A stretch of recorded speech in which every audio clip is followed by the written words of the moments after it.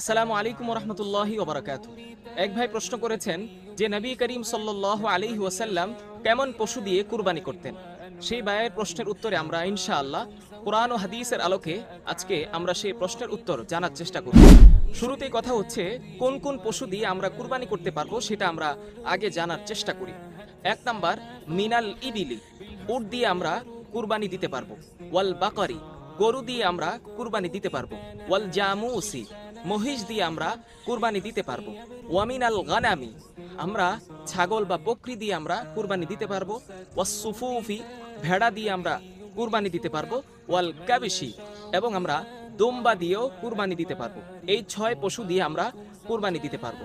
এখন নবী করিম সাল্লাল্লাহু আলাইহি ওয়াসাল্লাম কোন পশু ক্রয় করতেন, কোন পশু দিয়ে নবীজি কুরবানি করতেন এবং সেই পশু কেমন হতো আমরা হাদিসের আলোকে জানার চেষ্টা করি।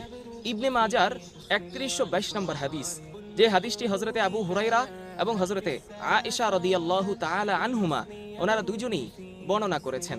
কানা রাসূলুল্লাহি সাল্লাল্লাহু আলাইহি ওয়াসাল্লাম ইদা আরাদা আন ইউদাহিয়া, নবী করিম সাল্লাল্লাহু আলাইহি ওয়াসাল্লাম যখন কুরবানি দেওয়ার ইচ্ছা করতেন, ইশতারা কাবশাইনি, নবী করিম সাল্লাল্লাহু আলাইহি ওয়াসাল্লাম দুইটা দুম্বা ক্রয় করতেন। সেই দুই দুম্বার গুণ কেমন হতো? হযরতে আয়েশা এবং আবু হুরায়রা রাদিয়াল্লাহু তাআলা আনহুমা ওনারা দুইজনে বলেন যে আযীমাইন, দুম্বাগুলো বড় হইতো। সামিনাইন, দামি দুম্বা নবী করিম সাল্লাল্লাহু আলাইহি ওয়াসাল্লাম ক্রয় করতেন। এবং আকরানাইন, শিং বিশিষ্ট দুম্বা নবী করিম সাল্লাল্লাহু আলাইহি ওয়াসাল্লাম ক্রয় করতেন। আমলাহাইন, যেই দুম্বাগুলো দেখতে অনেক সুন্দর হইতো, সাদা কালো মিশ্রিত দুম্বা নবীজি ক্রয় করতেন। মাউজুআইন, এবং যেই দুম্বা খাসি হইতো, যেগুলোকে খাসি করা হইতো এবং সেই দুম্বাগুলো খাসি করার কারণে যেগুলোর গোশত অনেক স্বাদ হইতো, এমন গুণের পশু দিয়ে নবী করিম সাল্লাল্লাহু আলাইহি ওয়াসাল্লাম কুরবানি করতেন। নবী করিম সাল্লাল্লাহু আলাইহি ওয়াসাল্লাম দুম্বা দিয়ে কুরবানি করতেন। তো 6টি পশু দিয়ে কুরবানি করা জায়েজ আছে।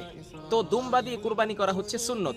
আর পশুর ক্ষেত্রে সুন্নত হচ্ছে আপনি যেই পশুটা দিয়ে কুরবানি করবেন সেই পশুটা আযীমাইন, বড় হইতে হবে, এটা সুন্নত। সামিনাইন, দামি হতে হবে, এটা সুন্নত। এবং আকরনাইন, শিং বিশিষ্ট হতে হবে, এটা সুন্নত। আমলাহাইন, সাদা কালো মিশ্রিত দেখতে সুন্দর হওয়া, এটাও সুন্নত। মাউজুআইন, খাসি হওয়া, এটাও সুন্নত।